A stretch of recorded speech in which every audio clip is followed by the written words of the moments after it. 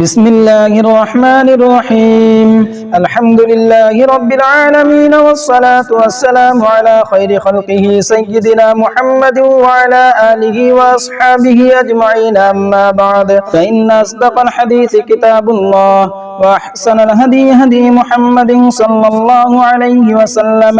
وشر الأمور محدثاتها وكل محدثة بدعة وكل بدعة ضلالة وكل ضلالة في النار. باب قول الله تعالى ونضع الموازين القسط ليوم القيامة وأن أعمال بني آدم وقولهم يوزن. وقال مجاهد القسطاس والعدل بالرومية ويقال القسط مصدر المقسط وهو العادل وأما القاسط فهو الجائر. وبه قال حدثنا الشيخ عبد الباري المذاهري وقال حدثنا الشيخ عبد الرشيد المذاهري قال حدثنا الشيخ أمير المؤمنين في الحديث محمد يونس الجونفوري قال حدثنا الشيخ زكريا الكاندلوي قال حدثنا أبي الشيخ يحيى الكاندلوي قال حدثنا كتب الأرشاد وشيخ المشايخ رشيد أحمد الجنجوهي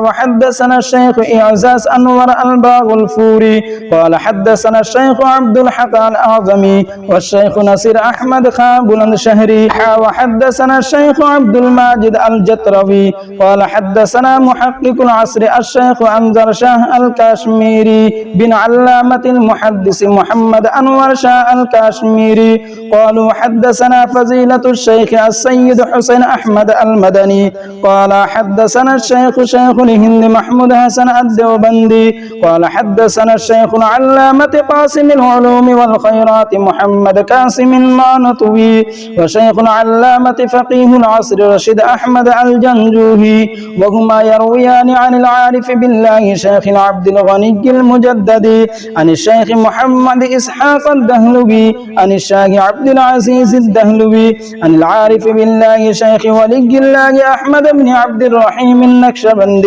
قال أخبرنا الشيخ أبو طاهر محمد بن إبراهيم الكردي قال أخبرنا والدي الشيخ إبراهيم الكردي قال قرأت على الشيخ أحمد الكشاشي قال أخبرنا الشيخ أحمد بن عبد القدوس المنشاوي قال أخبرنا الشيخ محمد بن أحمد الرملي عن الشيخ زكريا بن محمد بن أبي يحيى الأنصاري قال قرأت على الشيخ الحافظ الحجة أحمد بن علي بن حجر الأسقلاني عن الشيخ إبراهيم بن أحمد التنوخي عن الشيخ أحمد بن أبي طالب الحجاري عن الشيخ السراج الحسين بن المبارك الزبيد الحنبلي عن الشيخ عبد الأول بن عيسى الهروي عن الشيخ عبد الرحمن بن مزفر الداود الدراوردي عن الشيخ أبي محمد عبد الله بن أحمد السرخسي عن الشيخ أبي عبد الله محمد بن يوسف الفربري عن الإمام الهمام الحافظ الحجة أمير المؤمنين في الحديث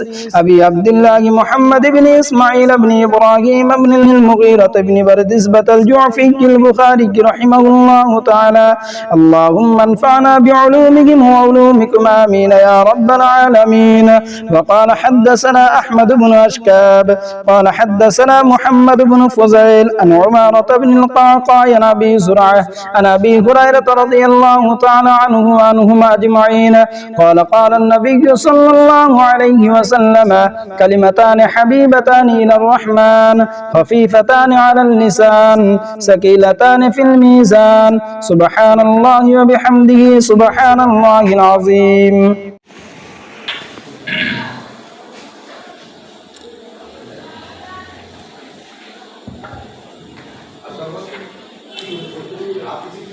साल के शुरू से आप दीगर कुतुब हदीस के साथ इमाम बुखारी रहमतुल्लाह अलैह की सही भी पढ़ रहे हैं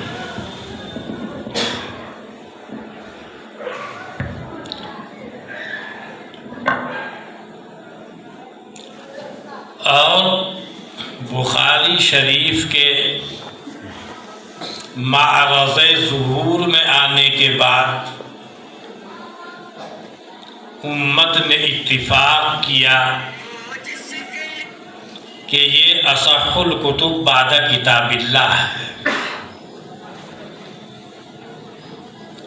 اس سے پہلے حضرت امام شافعی رحمۃ اللہ علیہ جو فرماتے ہیں کہ اصح الکتب بعد کتاب اللہ الموطا للامام مالک، وہ اپنے زمانے کے حساب سے صحیح فرما رہے ہیں۔ بخاری کا وجود بعد میں ہوا ہے۔ آج بھی اگر موطا امام مالک سے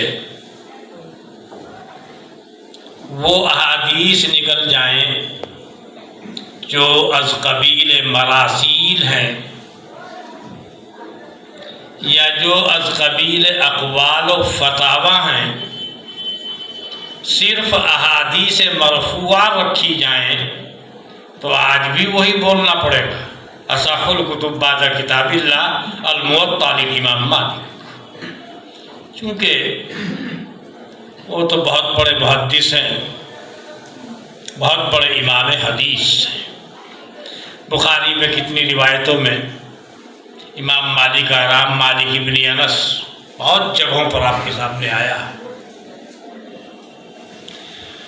لیکن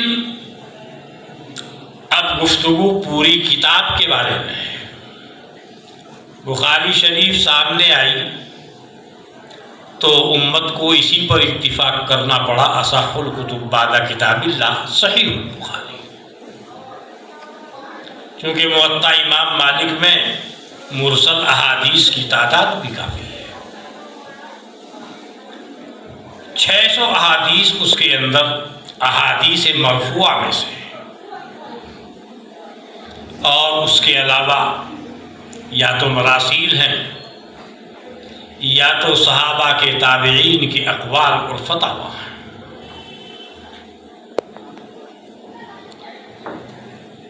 وہ بھی معتبر فتاوی ہیں، معتبر اقوال ہیں، لیکن بہرحال احادیث مرفوعہ کی حیثیت کچھ اور ہوتی ہے۔